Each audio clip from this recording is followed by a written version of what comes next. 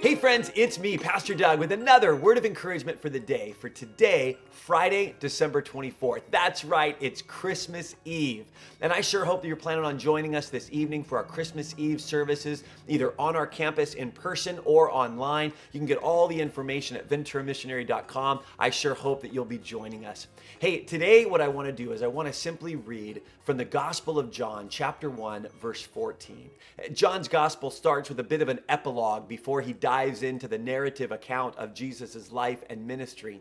And he describes Jesus with an interesting phrase. He calls him the Word. It's the Greek word logos. John says this about Jesus. He says, the Word, talking about Jesus, became flesh and made his dwelling among us.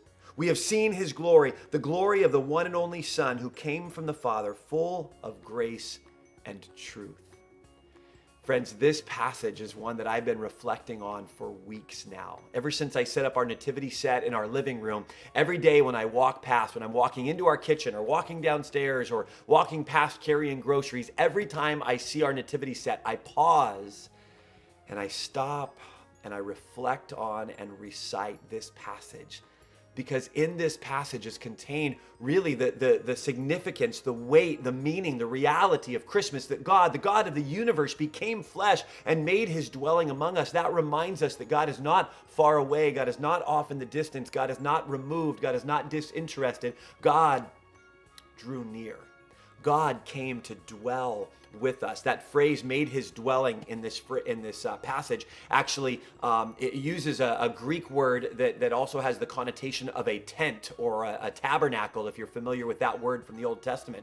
In the Old Testament, the tent of meeting or the tabernacle was the place that God dwelt, that the presence of God sort of dwelt among the Israelites. And so the people of Israel had this understanding that in that special tent, in that special tabernacle, was the presence of God. Now, obviously, the presence of God wasn't limited to just a tent, but it was the place that symbolized and represented God's presence among them. And so by using that phrase here in this passage, John is connecting the ministry of Jesus to the God of the Old Testament, because they're the same God. And what John is saying is that same God is here among us. God is not far away. God is not off in the distance. God is not disassociated from our reality. God drew near. God came to be with us. Friends, that is the weight and the significance and the beautiful reality of Christmas, that the God of the universe became flesh and came to dwell among us and to be with us. Friends, I hope you have a fantastic Christmas. Again, I hope that you'll join us this evening for our Christmas Eve services as you celebrate the incarnation of Jesus. Just to let you know, we're going to pause these videos next week so that our staff team can get a bit of a break, and then we'll pick these videos back up after the first of the year. So we'll see you tonight. We'll see you when we come back with these videos. Have a Merry Christmas, and we'll see you then.